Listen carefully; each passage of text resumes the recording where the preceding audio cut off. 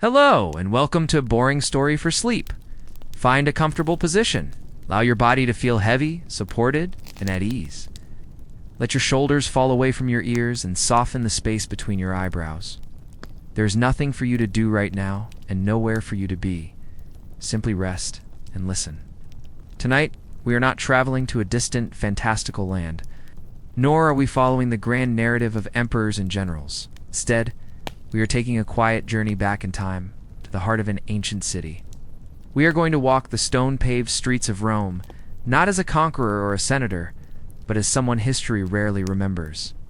We are here to understand, in a gentle, unhurried way, the rhythm of a life that has long since passed into silence. Our story tonight is titled, Why You Wouldn't Last a Day as a Roman Laborer. But this is not a story of high drama or perilous adventure. It is a story of texture, of scent, of the weight of the air, and the feeling of worn leather on tired feet. Nice. It is an exploration of the quiet. Constant struggle that was the reality for the vast majority of people who called this magnificent, chaotic city their home. So, close your eyes if you feel comfortable doing so. Take a slow, deep breath, and as you exhale, imagine the world around you fading away. The sounds of your own time recede, replaced by a low, distant murmur. The light behind your eyelids softens. We are stepping into a world of stone and smoke, of humanity teeming and toiling. There is no need to strive or to struggle. Simply allow these words to wash over you, a gentle current carrying you toward rest. The purpose is not to stay awake, but to drift, to let your mind wander through these ancient streets until it finds its own quiet place to settle. And so, our story begins. Imagine the darkness just before dawn. It is a thick, heavy darkness, unfiltered by the glow of electric lights. It is a darkness that fills the corners of the small room where you lie, a space shared with several others. The air is cool and damp, carrying a mixture of scents, the stale smell of sweat, the faint aroma of old wood and plaster, and perhaps the lingering scent of yesterday's meager, smoky fire. You are not resting on a soft mattress, but on a simple straw pallet laid upon the floor, or a rough wooden bunk. The blanket, if you have one, is coarse wool, providing more weight than warmth. This is your home, a small room, or perhaps just a corner of a room, within a towering, rickety apartment building known as an insula. These structures, often thrown together with cheap timber and poorly fired bricks, house the city's multitudes. They are a hive of humanity, packed from the damp ground floor to the precarious upper stories. Your day does not begin with the gentle persuasion of an alarm. It begins with a subtle shift in the world outside. The first sign is the sound. The deep, resonant call of a horn from a nearby military barracks, perhaps, or the slow, creaking complaint of a heavy cart beginning its journey into the city, its iron-rimmed wheels grinding against the basalt flagstones of the street below. This is the sound of Rome waking, and for you, it is a summons. There is no luxury of lingering in bed. To be a laborer, a mercenarius, is to sell your physical strength for a day's wage, and that day begins now, before the sun has even thought of gracing the horizon. You rise in the near darkness, your body already aching. The fatigue is not from a single day's hard work. It is a cumulative weariness, a bone-deep tiredness that has settled into your muscles and joints over years of relentless toil. The floor is cold and likely uneven beneath your bare feet. You move quietly, accustomed to the presence of others sleeping nearby your family, perhaps other lodgers, all sharing this cramped space for survival. Alright. There is no bathroom to retreat to for privacy. Alright. A simple clay chamber pot in the corner serves the room's needs, its contents to be unceremoniously emptied into the street or a nearby cesspit later on. You might splash your face with a bit of cold water from a terracotta jug, the chill of it a sharp and immediate awakening. The water itself is a precious commodity, carried by hand from a public fountain yesterday evening. Every drop is used with care. Now you must dress. Your clothing is simple, functional, and worn. The first layer is a tunic, the tunica, a garment of undyed coarse wool or perhaps rough linen. It is likely patched and threadbare in places, stained with the evidence of your labor, be it dust, mud, or grease. Over this, if the morning is particularly cold, you might have another heavier tunic or a simple cloak. The pianula, a hooded piece of thick, felted wool that serves to keep out the rain and the wind. On your feet, you wear simple leather sandals or perhaps wooden clogs if your work involves wet or muddy conditions. These are not shoes designed for comfort, but for durability. Their soles are thin, and you can feel the texture of the ground through them with every step. This is your uniform, the attire of the working class, a world away from the pristine white togas of the city's elite. Before you leave, you must eat. But breakfast is not a grand affair. It is a necessity, a small deposit of fuel for the long day ahead. It is likely a piece of coarse bread, perhaps made from spelt or barley, dense and hard. You might dip it in a little water or some cheap, watered-down wine, the pasca, to soften it. If you are fortunate, there might be a handful of olives, some cheese, or a piece of fruit, but often it is just the bread. This meal is consumed quickly, standing or sitting on a low stool in the dim light. There is no time for conversation, only the quiet, focused act of eating.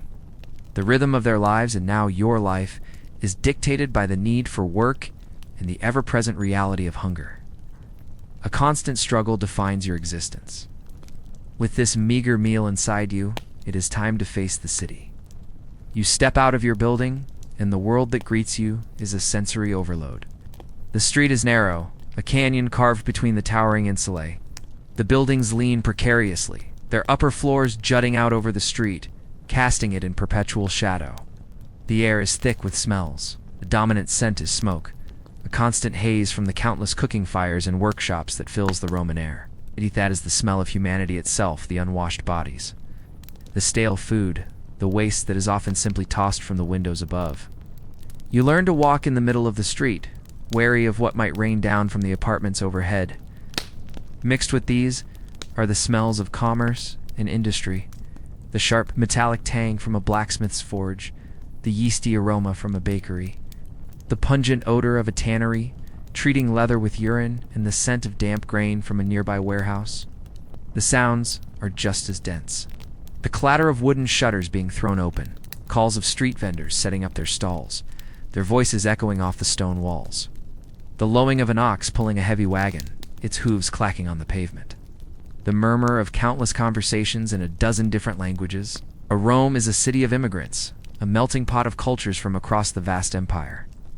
And beneath it all is a constant, low hum, the sound of a city of 1,000,000 souls beginning their day. Your journey to find work is on foot. There are no other options for someone of your station.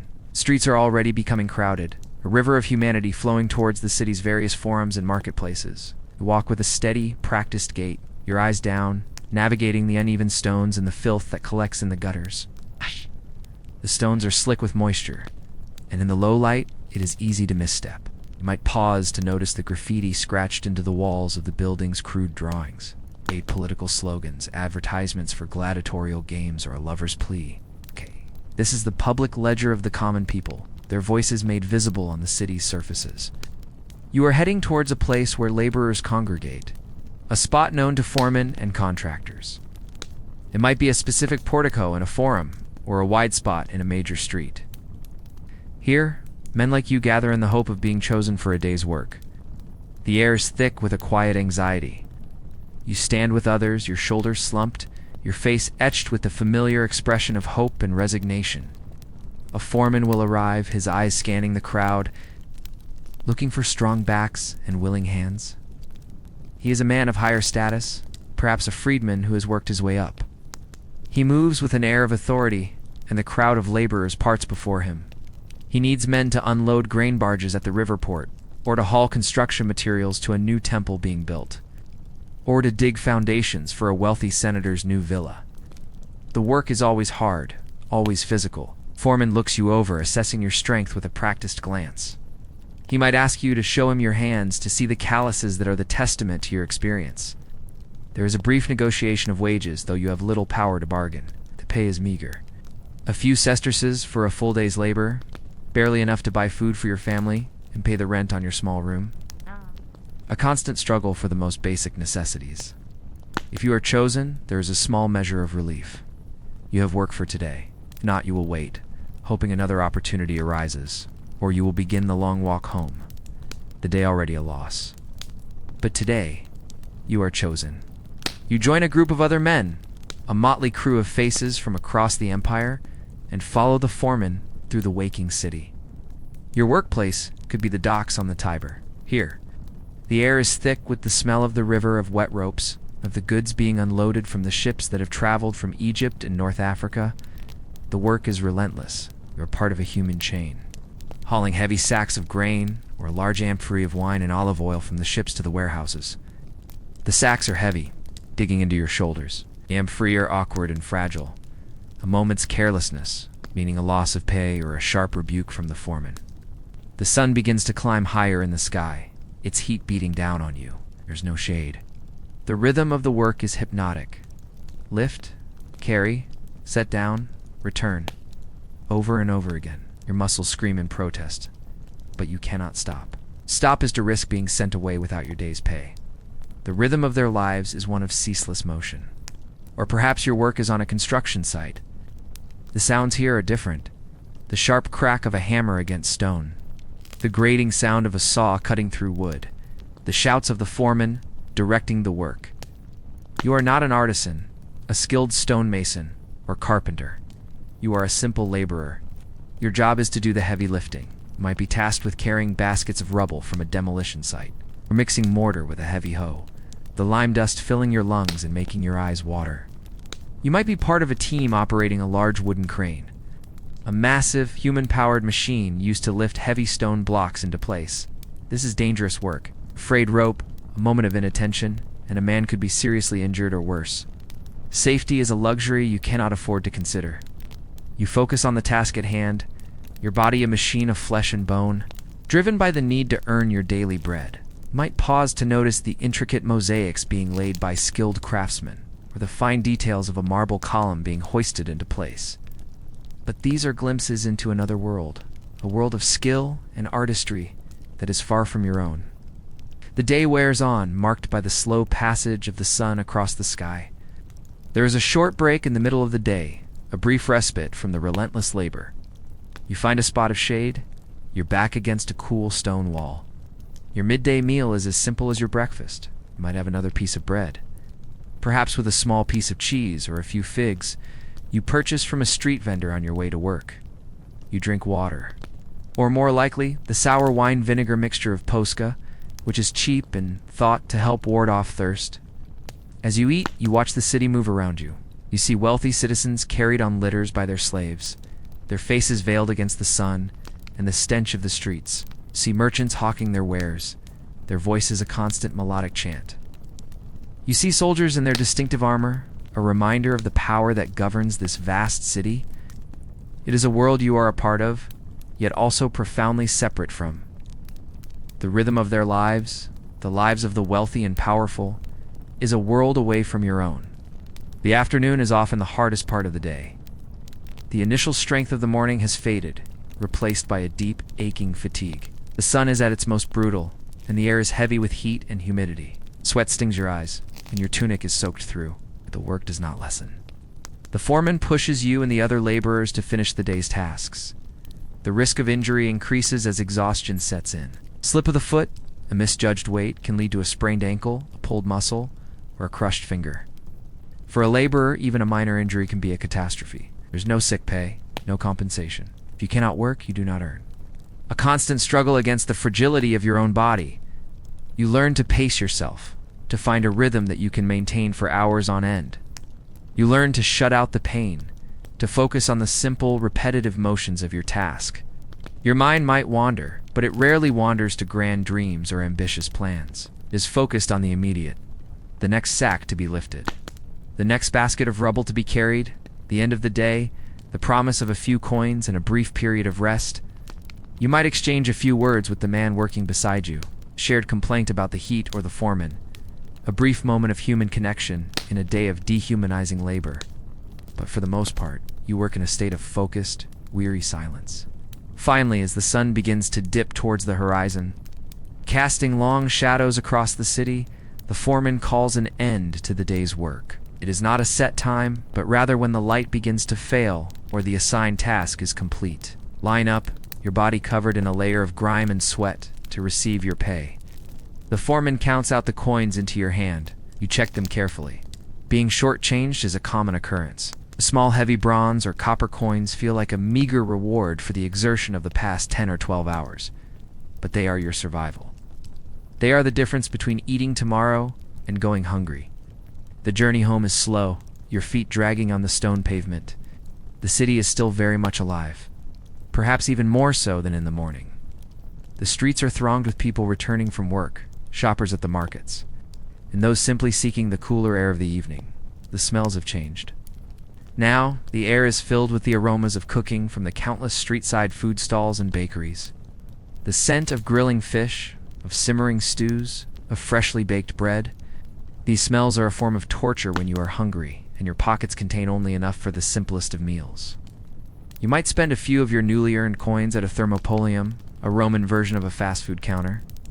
Here you can buy a cup of hot spiced wine or a bowl of simple lentil stew. You eat it standing, leaning against the counter. The food providing a small measure of comfort and warmth. This is not a social gathering. It is a functional act of refueling. As you make your way back to your insula, the character of the streets changes. The major thoroughfares are still busy, but the smaller side streets and alleys are growing darker and more menacing. These are the places where the city's watch, the vigils rarely patrol. It is here that you are most vulnerable to robbery. You walk with a purpose, your hand perhaps resting on the small purse of coins tied to your belt, your eyes scanning the shadows. A constant struggle to simply get home safely. You finally reach your building and begin the long climb up the rickety wooden stairs. The higher you live, the cheaper the rent, but the more dangerous the climb. The stairs groan and creak under your weight. The building is filled with the sounds of its other inhabitants. The crying of a baby, a heated argument from behind a closed door, the faint sound of music from a reed pipe. You reach your own door and step back into the small, dark room that is your sanctuary. Your family, if you have one, greets you with a quiet weariness that mirrors your own. The evening meal is being prepared over a small, smoky brazier, which fills the room with a hazy, acrid smoke. The meal is simple, a porridge of boiled grains, perhaps with some vegetables if you could afford them. Meat is a rare luxury, something enjoyed only a few times a year on special festival days. You eat together, the small family unit huddled in the dim light of a single flickering oil lamp. The conversation is sparse, muted by exhaustion. After the meal, there is little to do. The city outside is still noisy, but inside this small room, a heavy quiet descends. There are no books to read, no entertainment other than conversation. You are too tired for much of that. The primary sensation is one of profound, all-encompassing exhaustion. It is a physical and mental weariness that seems to seep into the very marrow of your bones. Your day, which began in darkness, is now ending in darkness. You lie back down on your straw pallet, the same one you left what feels like a lifetime ago. Your body is a geography of aches and pains. Your back, your shoulders, your feet, they all throb with a dull, persistent ache. The sounds from the street below begin to change, the noise of commerce replaced by the sounds of revelry from the taverns, shouts, and sometimes the sounds of a scuffle. Our sleep does not always come easily. The room is stuffy, the air thick and hard to breathe. The worries of tomorrow: will there be work? Will the money be enough? Circle in your mind. But eventually exhaustion wins. Your breathing deepens, your mind lets go of the day's struggles, and you slip into a heavy, dreamless sleep. It is a brief, precious period of oblivion before the cycle begins all over again. The rhythm of your life is this: wake, work, eat, sleep. A relentless, grinding loop. It is a life lived on the very edge of survival, a constant struggle against hunger, poverty, and exhaustion, played out on the magnificent, unforgiving stage of ancient Rome. You might imagine that this life, so harsh and unforgiving, was the exception, but it was the norm. For every senator debating in the forum, for every poet composing verses in a quiet villa, there were 1,000 people like this, their collective labor the engine that powered the grand spectacle of Rome. Their stories are not often told. Their names are not recorded in the annals of history. They were the foundation upon which the city was built, a foundation of sweat, toil, and quiet endurance. And as you rest now, sinking deeper into your own comfort, you can perhaps feel a faint echo of that profound weariness, a distant appreciation for the simple act of rest, a rest that for so many was so short and so dearly earned. It was through these same crowded streets, amidst these same struggles that other lives moved, some destined for a very different, though no less challenging path. A path we will begin to follow after a moment of quiet reflection. The weariness of the laborer, a deep ache in the bone and muscle, settles into the earth of the city itself. His sleep is a brief, dark river between two shores of toil. But on these same stones, under the same Roman sky, other lives move to a different rhythm. Their struggles were not for a piece of bread or a dry place to sleep, but for something more intangible, for influence, for a name that would echo in the halls of power, for a legacy that might outlast the stone and mortar of the city itself. Let us now turn our thoughts to one such man, a figure whose voice was once the most powerful in Rome, whose life was a testament to both the heights a man could achieve and the precariousness of that perch. His name was Marcus Tullius Cicero. Imagine for a moment.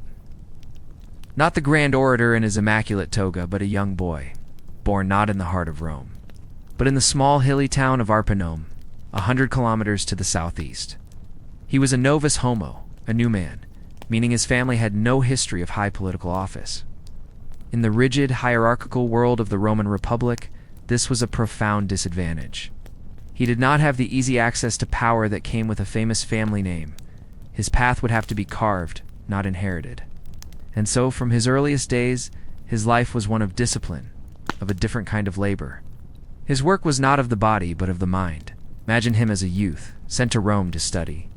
He would rise in the pre-dawn chill, just as the laborer did, but his destination was not the docks or a construction site. It was the quiet study of a tutor, a small room smelling of papyrus, ink, and old leather. His days were not spent lifting heavy stones, but in the equally taxing effort of memorizing the vast body of Roman law, of studying the complex art of rhetoric, the science of persuasion. Picture him with a stylus in his hand, a small pointed instrument of metal or bone. His writing surface is a wax tablet, a thin wooden board coated in a layer of darkened beeswax. He spends countless hours practicing his letters, composing phrases, and then, with the flat end of the stylus, smoothing the wax over to erase his work and begin again. The sound is not the clang of a hammer on iron, but the soft, rhythmic scratch and scrape of stylus on wax. It is a quiet, persistent sound, the sound of an ambition being meticulously honed. He would learn Greek, the language of philosophy and high culture, and spend his evenings reading the works of the great thinkers, his mind traveling to Athens and Alexandria, while his body remained in the bustling, chaotic city of Rome. The rhythm of his life was one of constant intellectual absorption. When he was old enough, he would have begun his day by walking to the Roman Forum, the very heart of the Republic. He saw the same crowded streets as our laborer, smelled the same smoke-filled air, but his perspective was entirely different. He was not looking for a foreman to grant him a day's work. He was observing, learning. He would stand at the edge of the crowd, listening to the great orators of the day as they argued cases in the basilicas, the massive public law courts that lined the forum. He would study their gestures, the cadence of their voices, the way they could sway a jury with a well-turned phrase or a dramatic pause. The forum for him was not a marketplace of goods, but a marketplace of ideas and influence. He felt the weight of history in this place, the ghosts of the great men who had stood on the rostra, the speaker's platform, and shaped the destiny of Rome. His ambition was to join them. So began his steady, methodical climb up the cursus honorum, the prescribed sequence of political offices. This was not a rapid or dramatic ascent, but a slow, patient progression, each step earned through tireless work. Imagine him as a quaestor, a junior financial magistrate serving in a distant province like Sicily. His days would be filled with ledgers and accounts, ensuring the grain supply to Rome was secure. It was meticulous, unglamorous work, but it was the necessary first step. You might pause to notice the sheer volume of paperwork that governed the Republic, the countless scrolls that had to be read, annotated, and filed away.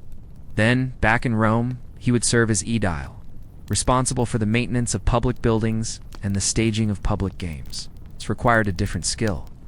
The ability to manage vast logistical projects to please the masses, to create a spectacle. He was no longer just a scholar. He was becoming a public figure, his name becoming known throughout the city's teeming neighborhoods. And then came the office of praetor, a high-ranking judge.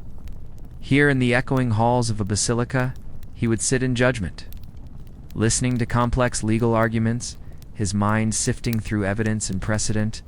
His days were long, his focus intense. The constant struggle for a man like Cicero was not against hunger, but against political rivals, against the intricate web of alliances and enmities that defined Roman politics. Finally, he achieved the pinnacle of his ambition. He was elected consul, one of the two heads of state who governed the Republic for a one-year term. For a new man to reach this height was an extraordinary achievement. But his year in office, 63 BCE, would be defined by a crisis that would cement his fame and ultimately lead to his downfall. This was the year of the Catilinarian conspiracy, a plot by a disaffected nobleman to overthrow the government. Let us not dwell on the drama of the conspiracy, the spies, and the secret meetings. Instead, let us imagine the immense pressure on Cicero. Picture him in his study late at night, the city outside finally growing quiet. The only light comes from a flickering oil lamp, casting long, dancing shadows on the walls, which are lined with scrolls. He is surrounded by reports from his agents, letters of accusation, and the weight of a republic's safety. He barely sleeps. His meals are simple, eaten distractedly at his desk. He confers in hushed tones with senators he can trust, their faces grim in the lamplight. The most difficult moment was the decision to execute 5 of the conspirators without a full trial, an act of questionable legality done in the name of state security. Imagine him in the Senate House, a building of austere grandeur. The air is thick with tension, the low murmur of hundreds of senators, a nervous hum.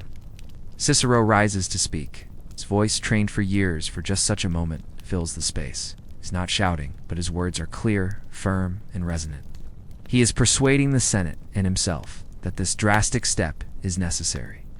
It is the moment his entire life has been building towards, and it is a moment of profound and lonely responsibility. He saves the Republic, and for a brief time, he is hailed as Pater Patriae, the father of the fatherland. But the rhythm of Roman politics was one of constant flux. Popularity was fleeting, a powerful men he had crossed, and the precedent he had set by executing citizens without trial would come back to haunt him. A few years later, his political enemies, led by the populist Clodius Pulcher, passed a law retroactively condemning any official who had done so. Cicero, the celebrated hero, was now a target. He was forced into exile. Imagine the profound dislocation of this experience. One day you are at the center of the world, your voice echoing in the forum. The next, you are a political outcast, stripped of your property and your rights, forced to leave your home and your country. Picture his departure from Rome, not as a dramatic flight, but as a quiet, heartbreaking procession. He walks through the familiar streets for the last time, his head bowed. He sees the city, his city, as if through a veil. His exile was a time of deep melancholy. He traveled through Greece and Macedonia, staying in the homes of friends, but he was a man adrift. Imagine the long, quiet days. He who had thrived on the energy of the Forum and the Senate was now surrounded by an unfamiliar quiet. The sounds were wronged the language, the bird calls, the rhythm of life in a provincial town. He spent his time writing long, soul-bearing letters to his friends and family in Rome. Letters filled with self-pity, despair, and a desperate longing for home. This was a different kind of struggle, not for survival but for meaning, for the restoration of a life that had been taken from him. You might pause to consider how a man so defined by his public role would feel when that role was stripped away, leaving him with only himself. After more than a year, the political tides in Rome shifted again. His allies regained influence, and his exile was repealed. His return journey was a slow, triumphant procession, the towns of Italy turning out to welcome him back. But the Rome he returned to was not the same. The republic he had fought to preserve was crumbling. Now dominated by the power struggle of men like Caesar, Pompey, and Crassus, Cicero's influence was diminished. He was a respected elder statesman, but his time at the very center of power was over, and more into his writing, spending long periods at his beloved villa in Tusculum, a peaceful estate in the hills outside Rome. Imagine him there. In the quiet of his library, a large room with a view of a tranquil garden. The air is clean, free of the city's smoke. The only sounds are the rustling of leaves and the scratching of his pen on papyrus. It is here that he composes his great works of philosophy and rhetoric, attempting to preserve in writing the ideals of a republic he could no longer save in practice. The rhythm of his life was no longer dictated by the urgent calls of the forum, but by the more gentle, reflective pace of scholarship. Thought it was a kind of retirement, though not one he had entirely chosen. The final act of his life was set in motion by the assassination of Julius Caesar. In the chaotic power vacuum that followed, Cicero made one last bold entry into politics. He championed the young Octavian against Mark Antony, delivering a series of fiery speeches against Antony, known as the Philippics. For a moment, it seemed as if his old power had returned. But he had backed the wrong side in a deadly game. Octavian eventually reconciled with Antony, forming the Second Triumvirate. Together, they drew up a list of their political enemies to be eliminated, a process known as proscription. Cicero's name was on that list, placed there by Mark Antony, who had never forgiven him for the speeches. There was a deep sadness to his end. He knew his time was up. He attempted to flee Italy, but seemed to do so without conviction, as if weary of running. He was finally cornered by Antony's soldiers at his seaside villa. Imagine the scene not as a battle, but as a quiet, inevitable conclusion. He is in his litter, being carried through the woods. The soldiers arrive. According to the story, he calmly faced his executioners, forbidding his own servants to intervene, and offered his neck to the sword. His long struggle was over. His voice, which had once filled the Senate and saved the Republic, was finally silenced. His story reminds us that even for the most powerful life in Rome was precarious, a constant struggle to maintain one's footing on a shifting landscape of power and ambition. The stones of the city had witnessed his rise, and they absorbed the silence of his fall. Cicero is gone. His words remain, copied onto scrolls and preserved through centuries, but his physical presence has vanished, absorbed back into the great anonymous dust of history. The city, however, endures. The stones he walked upon, the foundations of the temples he saw, the channels that brought water to the fountains he drank from, many of these things are still here. But they are hidden, buried beneath the relentless accumulation of time. The Rome of today is a living city, vibrant and noisy, but it is built directly on top of its own past. To understand the full texture of ancient life, we must imagine ourselves sinking down, leaving the sunlit streets of the present and entering the cool, quiet, and dark layers of what came before. Let us begin our journey on the surface, in a busy square in the heart of modern Rome called Largo di Torre, Argentina. Here, the 20th century city suddenly falls away. In the middle of the square, sunk several meters below the level of the surrounding streets, is a wide, open area of ruins. These are the remains of 4 Roman temples from the Republican era, the time of Cicero. You can stand at a railing and look down upon them. The modern world buzzes all around, the rumble of buses, the chatter of tourists, the horns of cars. But down in the sunken area, a strange quiet reigns. See the rectangular foundations, the stumps of once mighty columns, a fragment of a stone altar. Cats, the only permanent residents of this sanctuary, sleep soundly on blocks of warm ancient marble. It is a place of profound peace. You might pause to notice that one of these temples is believed to have been part of the complex where Julius Caesar was assassinated. The great violent dramas of the past have softened into this quiet, sun-drenched tableau. This is the most obvious way Rome's past intrudes on its present. As a visible wound, a beautiful scar. But much of it is more subtly hidden. Let us imagine a walk to the nearby Basilica of San Clemente.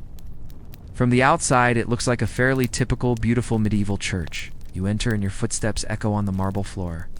The air is cool and smells of incense and old stone. You admire the stunning mosaics, but then you find a staircase leading down. You descend and you find yourself in another church, a 4th century basilica, directly beneath the one you just left. This one is darker, more mysterious. The frescoes on the walls are faded, ghostly. The air is damper. The silence is deeper. Then you find another staircase. You descend again, your hand trailing on the cool, damp stone wall. Then the sound of the city above is gone completely. You are now in the 1st century CE. You are walking on the original Roman street level. You can see the walls of an ancient apartment building, the insula we imagined our laborer living in.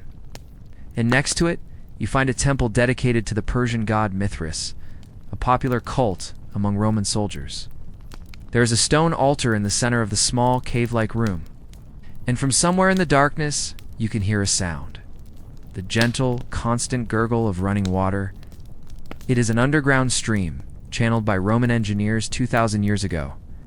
Still flowing through the foundations of this buried world, the rhythm of the city's life is not just what happens on its surface, but what flows unseen beneath it.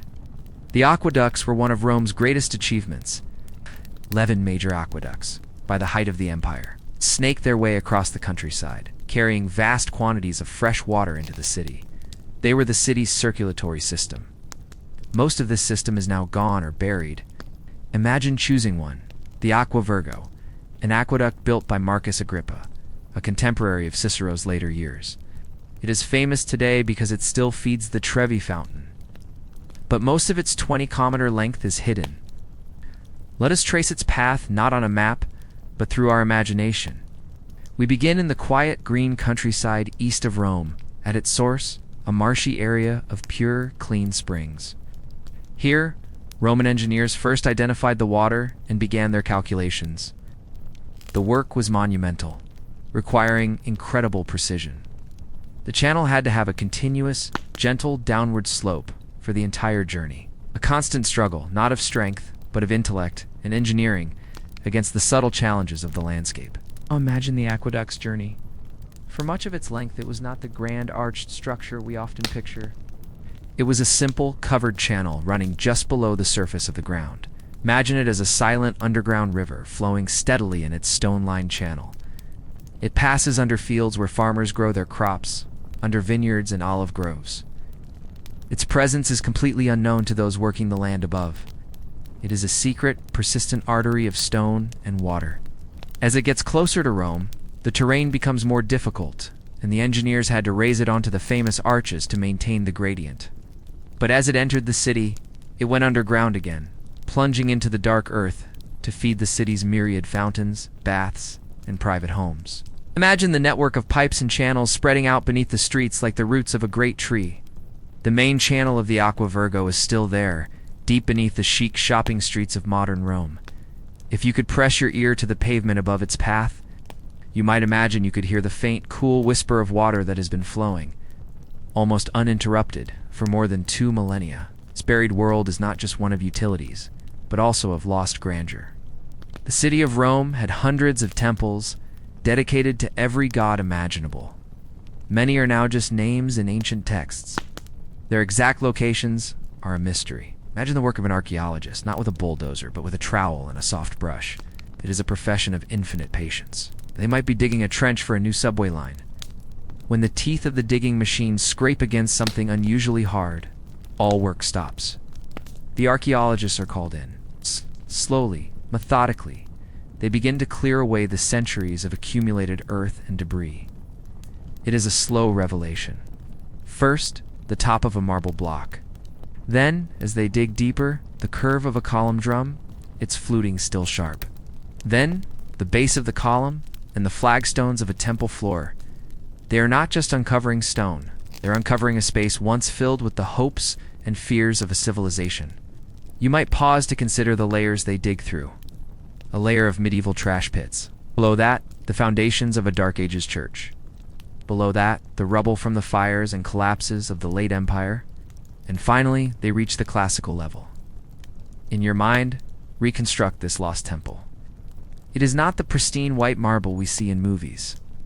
The Romans painted their temples in bright, vivid colors. Imagine the columns painted a deep red, the carved friezes picked out in blues and golds. Picture the great bronze doors. The colossal statue of the god or goddess within the inner chamber, the cella, a space kept in perpetual sacred twilight. Imagine the scent of incense, the low murmur of a priest's chant. Now, let that image fade, and see it again as it is today. A collection of silent, broken stones in a deep pit, open to the sky, a puzzle for historians to piece together. The rhythm of the city's life is one of creation, destruction, burial, and sometimes a slow, gentle rediscovery. These buried structures, the aqueducts and the temples, the houses and the streets, were the stage upon which Roman life played out. The water from those hidden channels did not just feed public fountains for the poor, it was diverted into the private gardens and elaborate bathhouses of the city's elite. The temples were not just places of public worship. They were monuments to the power and piety of the wealthy families who funded their construction and renovation. Life for the man who lived in a grand house, a domus, on the Palatine Hill was as different from our laborer's life as Cicero's was. It was a world of comfort, luxury, and immense privilege, a world sustained by the very structures whose ghosts now lie sleeping beneath the modern city. Let us leave the cool, damp earth and the ghosts of these buried places and gently push open the door to that other world, a world of light, art, and effortless authority. The day ends. For the laborer, it is a collapse into the hard-won oblivion of sleep, his body a vessel of aches, his world contained within four bare walls. But for another man, in another part of the city, the end of the day signals not a cessation, but a transformation. The public duties of the forum, the business of the courts, the intricate dance of politics, all fall away, and he retreats into a world of curated tranquility, a private kingdom of comfort and order. Let us imagine the evening of a wealthy senator, a man whose life is a world away from the constant struggle we have witnessed. His home is not a room in a crowded insula, but a sprawling domus, a private house. Perhaps on the cool, airy slopes of the Palatine Hill, overlooking the very forum where he spent his day. He does not return on foot, navigating the filthy, crowded streets. He is carried in a litter, a comfortable couch enclosed by curtains, borne on the shoulders of 8 strong, uniformed slaves. He is insulated from the noise, the smells, and the jostling crowds of the city below. The journey is smooth, a gentle swaying motion. He might draw back the curtain and look down upon the teeming city, but it is a view of detachment, like a god observing the affairs of mortals. The entrance to his home is unassuming from the street, a simple, strong door designed to present a modest face to the public. But the moment he passes through the threshold, the world changes. He steps into a short, dark passageway, the vestibulum, and then emerges into the heart of the house, the atrium. And here, the city is left utterly behind. The atrium is a large, open courtyard. The ceiling open to the sky through a rectangular opening called the compluvium. If it has been raining, as it has in our story, the rainwater has trickled down into a shallow marble pool set in the floor directly beneath the impluvium. The sound of the water, the gentle drips, and the quiet surface of the pool is the first thing that greets him. It is a sound of coolness, of purity, of peace. The air here is clean, fragrant with the scent of wet stone, and perhaps the perfume of flowers placed in alcoves. The floors are not packed earth or rough wood, but intricate mosaics. Imagine looking down at a scene from mythology, a charging beast or a graceful goddess. All rendered in thousands of tiny colored stones, their surfaces gleaming and smooth underfoot. The walls are not crumbling plaster but are covered in vibrant frescoes, landscapes of impossible beauty. Scenes of country villas, gardens that seem to extend the space of the room into an imaginary perfect world. You might pause to notice the sheer artistry, the quiet, confident luxury that this space proclaims without a single word. Household slaves, moving with a practiced silence, come forward to attend to him. One takes his cloak, another unlaces his formal outdoor shoes, replacing them with soft leather slippers for indoor wear. Their movements are efficient, their faces impassive. They are a part of the house's seamless machinery of comfort, their own lives and struggles completely hidden from view. The rhythm of their lives is one of quiet servitude, anticipating every need before it is spoken. Before the evening meal, the senator might retreat to his private bath complex, a smaller version of the grand public baths. Imagine a series of rooms. First, a warm room, the tepidarium, where he can sit and relax, the gentle heat beginning to soothe the tensions of the day. Then, a hot room, the caldarium, where steam fills the air. And finally, a plunge into a cold pool, the frigidarium, the shock of the cold water invigorating and cleansing. A slave is there to attend to him, to scrape his skin clean with a curved metal tool called a strigil, and to massage his muscles with scented oils. It is a slow, methodical ritual of purification and relaxation. As evening deepens, the house begins to glow from within. Slaves move through the rooms, lighting dozens of oil lamps. These are not the simple clay lamps of the poor, but ornate creations of bronze or silver, shaped like animals or mythological creatures. The light they cast is soft, warm, and flickering, creating pools of gentle illumination and deep, soft shadows. The house never feels fully bright, but rather is a carefully composed world of light and shade. The main event of the evening is the dinner, the cena. This is not a rushed, functional meal for refueling. It is a long, leisurely social ritual, the centerpiece of the day's end. The dinner takes place in a special room called the triclinium. The name comes from the 3 large couches, each wide enough for 3 people, ranged in a U-shape around a central table. The Romans did not sit at the table to eat. They reclined, leaning on their left elbow, a posture of ultimate relaxation and status. Imagine entering this room. The couches are covered in rich fabrics, embroidered with intricate patterns. The air is scented with a light perfume, perhaps from incense burning in a bronze stand in the corner. The low table in the center is made of a rare, polished wood inlaid with ivory. A gentle breeze might drift in from the adjoining peristyle, a large colonnaded garden where the sound of a fountain provides a constant, soothing murmur. This is a space designed to delight all the senses. Senator and his guests, perhaps other men of his class and their wives, take their places on the couches. They are dressed in light, comfortable dinner clothes. Quietly, the first course begins. Slaves, moving with choreographed grace, enter with platters. The food is as much a work of art as it is sustenance. You might see small appetizers. Olives from Spain, dormice cooked in honey and poppy seeds, small birds served with a savory fruit sauce. The portions are small, designed to be eaten with the fingers or a small spoon. Between courses, a slave comes around with a silver basin and a ewer of warm, rose-scented water for the guests to rinse their hands. The wine is brought in, not in the amphorae it was stored in, but in elegant glass or silver jugs.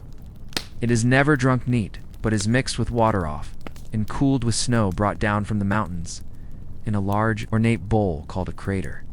A slave, the Cyatherius, ladles the mixed wine into the guests' goblets. The taste is not the sour Posca of the laborer, but a fine Falernian or Cacabon vintage, perhaps sweetened with honey and spiced with cinnamon or pepper. The gentle clinking of silver cups is one of the few sharp sounds in the room.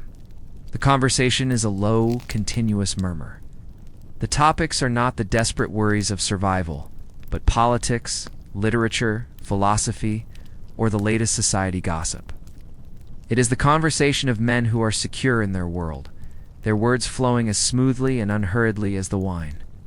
Sometimes there is entertainment, not the boisterous spectacle of the gladiatorial games, but something more refined. A musician might be in the corner, softly plucking a lyre, the gentle melodic notes providing a soothing background harmony. A reader might recite poetry, his voice a trained, sonorous cadence. The entire experience is curated to be pleasant, to be free of any harshness or struggle. The main courses arrive. A whole roasted boar, perhaps, theatrically carved at the table. A large fish, baked and presented on a silver platter, decorated to look as if it were still swimming in a sea of green sauce. Dishes with exotic ingredients from the furthest corners of the empire, flamingo tongues, peacock brains, spices from India. It is a display of wealth and worldliness, a quiet testament to the power that brings these rarities to this table. A world away from the simple barley porridge simmering in a smoky room across the city. As the meal progresses through its many courses, the light from the oil lamp seems to soften even further. The shadows lengthen. The conversation becomes more relaxed, more intimate. The formalities of the day have been completely shed. This is a sanctuary, a carefully constructed bubble of civilization and comfort. Floating in the middle of a vast and often brutal city The constant struggle for these people is not for life, but for status, for the maintenance of this impossibly rarefied existence. The rhythm of their evening is one of slow, deliberate pleasure, a carefully measured indulgence of the senses. When the final course of fruits, nuts, and sweet cakes has been cleared away, the guests might linger, talking late into the night. They might take a slow walk through the lamplit garden. The cool night air a pleasant contrast to the warmth of the dining room. Their departure is as smooth and ordered as their arrival.